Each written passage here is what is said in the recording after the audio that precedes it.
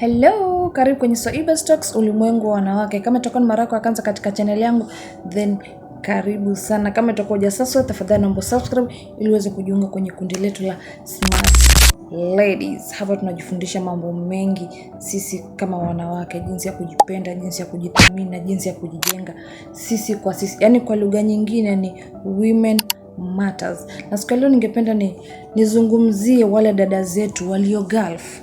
Tuwakumbuke pia. Sawa, leo ningependa nizungumzie, niwapatie ujumbe wa moyo, ushauri wa maisha. Kama wewe mwenye unanitazama uko Gulf, basi naomba utazame hii video mpaka mwisho, maana niko hapa kukufariji, niko hapa kukutia moyo, niko hapa kukukumbusha kwamba wewe ni mtu jasiri na wewe ni mtu wa thamani sana. So kitu nachoomba kutoka kwako Swaibas, naomba utazame hii video mpaka mwisho ili tuweze kujua Swaibas wenu hapa amewaletea kitu gani. Yes, nikianza moja kwa moja bila kupoteza muda, nisizungumze mengi, si ndio? Hello, habari dada yangu. Kama upo Gulf, maybe uko Qatar, uko Saudia, uko Dubai, uko Bahrain, Oman, Iraq, yani nchi ya Kiarabu, video hii ni yako.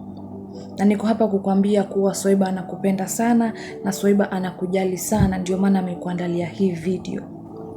Mama, najua maisha hajawa rahisi upande wako wewe mwenye uko Gulf, lakini siku ya leo nataka nikutie moyo na nikufariji na nikupatie ushauri wa maisha. So kabla nianze, niko na hatua 5 ambazo ningependa kuzizungumzia, ambapo ni za muhimu sana.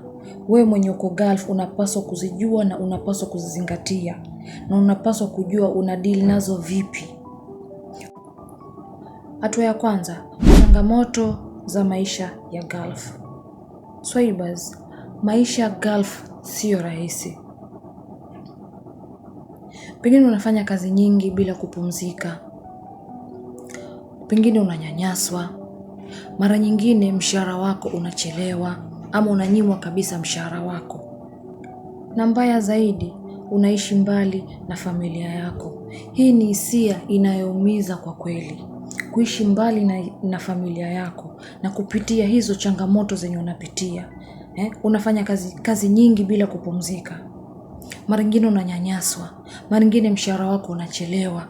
So hii ni hisia inayoumiza kwa kweli. Na wengine wetu hawajui, familia yetu tulioacha nyuma, hawajui changamoto tunazopitia Gulf. Hawajui, hao wanajua tu kupiga simu, wapokee hela ama kueleze matatizo yao. Hawajali wewe unachopitia.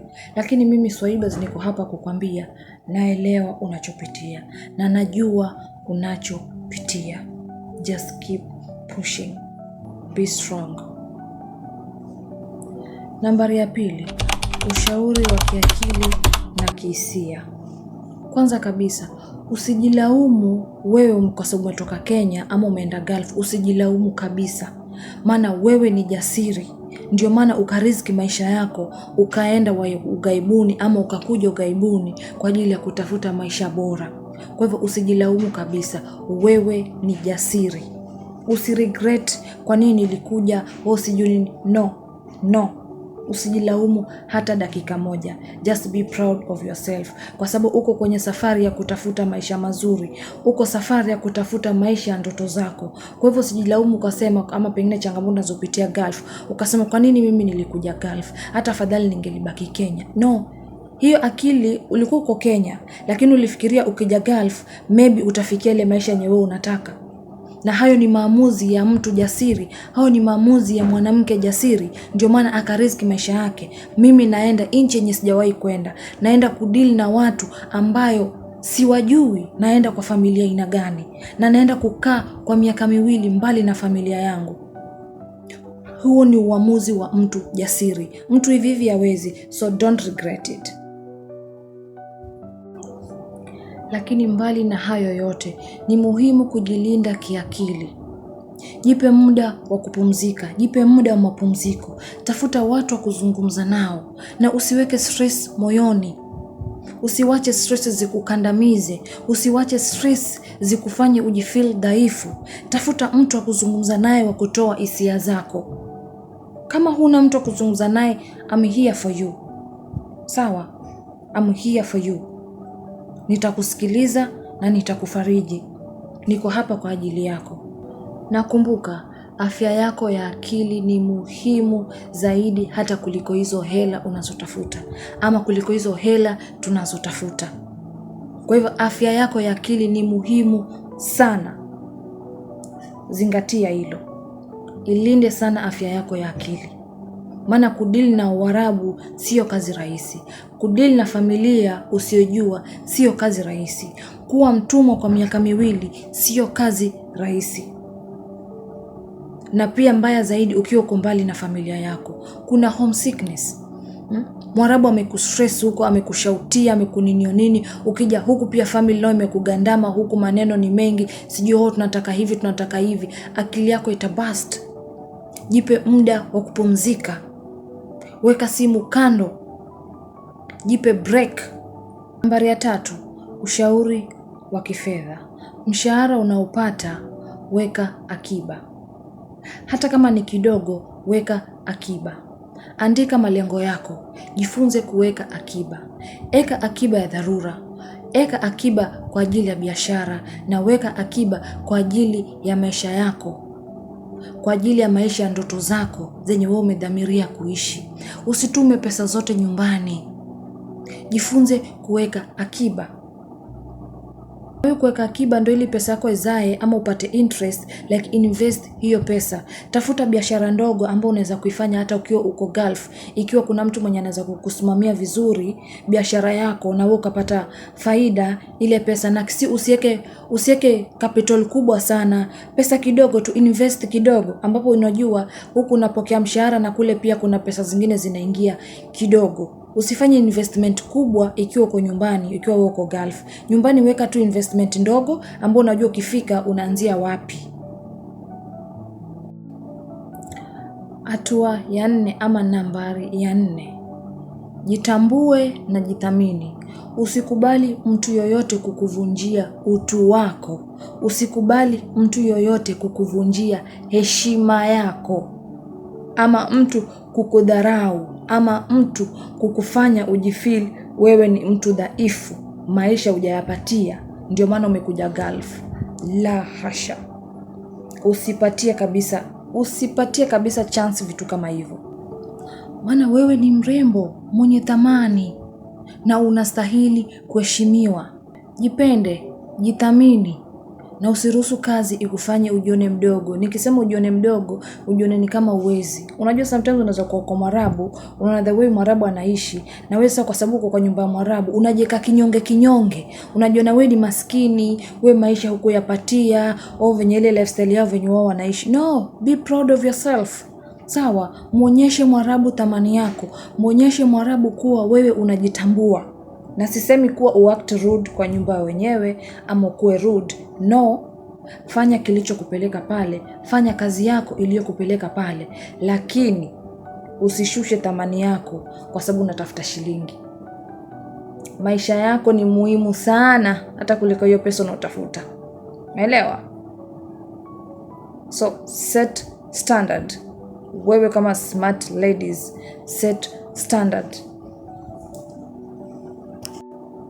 Cause mimi naamini high standard will protect you from the low experience. Na nikikukumbusha tu, wewe ni mtu mkubwa sana, mwenye akili, mwenye ndoto kubwa, na mwenye uwezo wa kufanikiwa. Kwa hivyo usikubali mtu akushushe, na usikubali mtu auvunje utu wako kwa sababu ati wewe unafanya kazi ughaibuni. Either ni familia yako, ni rafiki yako, ni bosi wako, ama ni mtu yoyote. Never. Set standard. Kuwa na limit. Mtu asivuke mipaka yako kabisa. Kuwa mtu mwenye misimamo. Uko na akili mama. Unajua ulichokifuata. Unajua kwa sababu gani ulikuja Uarabuni. Kwa hivyo focus kwenye goals zako. Fanya kazi yako inavyopaswa kufanya, na weka mipaka katika familia yako, weka mipaka na marafiki, weka mipaka na bosi wako. Bosi si mtu wa kuchekea, bosi sio rafiki yako. Nambari ya 5, maisha baada ya Gulf. Usikae Gulf, usikae huko bila mipango. Usifanye Gulf ikuwe kama your comfort zone, kwa sababu unapata chakula free, wifi free, unalala mahali free, kwa hivyo unafanya kazi, unalipwa mshahara. No, usikubali kuwa slave maisha yako yote. Sawa Gulf ni uko kwa msimu, lakini maisha yako yatazidi kuendelea. Hauko Gulf milele. Kule umeenda tu kwenda kutafuta capital, urudi nyumbani. Kwa hivyo andika ndoto zako, andika mipango yako. Unatoka Gulf unarudi zako Kenya ukiwa na mipango yako kamili. Unajua kabisa mimi nimesave pesa, lengo langu ni hili. Either unakuja kufungua biashara ama unakuja kujiendeleza mambo na elimu, ama kuna skills zenye wewe unataka kusomea, ama kuna course zenye wewe unataka kusomea. So hiyo ndo target yako. Ulienda kutafuta pesa kwa ajili ya hiyo. Either unakuja kufungulia biashara ama unaenda kujisomesha. Unaenda kutafuta ujuzi. Na ule ujuzi ukishaupata ndio kazi kabisa. Na make sure kama unarudi nyumbani, make sure unarudi na kitu nyumbani. Usifanye Gulf iwe ni kama mwisho wako, uwe mwisho wa maisha yako, bali ifanye Gulf iwe mwanzo wa hadithi mpya wa maisha yako. Sawa? So Gulf umeenda kutafuta tu, unaanzia wapi? Umeenda kutafuta capital ya maisha yako kwa sababu uko na kiu ya kufanikiwa, ama uko na kiu ya kuishi maisha. Uko na kiu ama uko na ndoto ya kuishi maisha fulani, na ukaona kabisa Kenya uweze ukafikia hizo ndoto zako, ni wewe uende Gulf. So ukienda Gulf, akili kichwani mwako, fanya kazi, weka pesa, malengo yako yaone hapa. Mimi nataka nikishuka Kenya nifungue biashara yangu. Uko tayari na ile biashara yako yenye unataka kuifungua. Umeshajifunza kuhusu biashara, umeshajua ni capital kiasi gani unaweza kuanza nayo. Basi ni wewe kila ukiamka biashara yako ndio unaiona. Umetoka Gulf unarudi Kenya, maybe unataka kurudi shule ama kuna course fulani unataka kwenda kujifundisha. Kwa hivyo wewe ukiamka, kila ukipokea mshahara ile course unaiona. Kila ukipokea mshahara ile course unaiona. Kila ukipokea mshahara ile biashara yako unaiona. Huko ndo kuandika ndoto zako. Huko ndo kuweka malengo. Kutakufanya wewe uzidi kufocus zaidi. Maana ukiendekeza familia sana, I'm telling you, ukiendekeza familia sana, utarudi nyumbani bila kitu, na hao ndo watakukumbusha venye ulivyokuwa Gulf ulikuwa ukipokea pesa nyingi. Lakini watasahau kwa hizo pesa hao ndo wamekula. Ujumbe wa moyo ama maneno ya moyo. Mimi kama Swahibaz nakwambia wewe ni jasiri. Wewe ni hodari.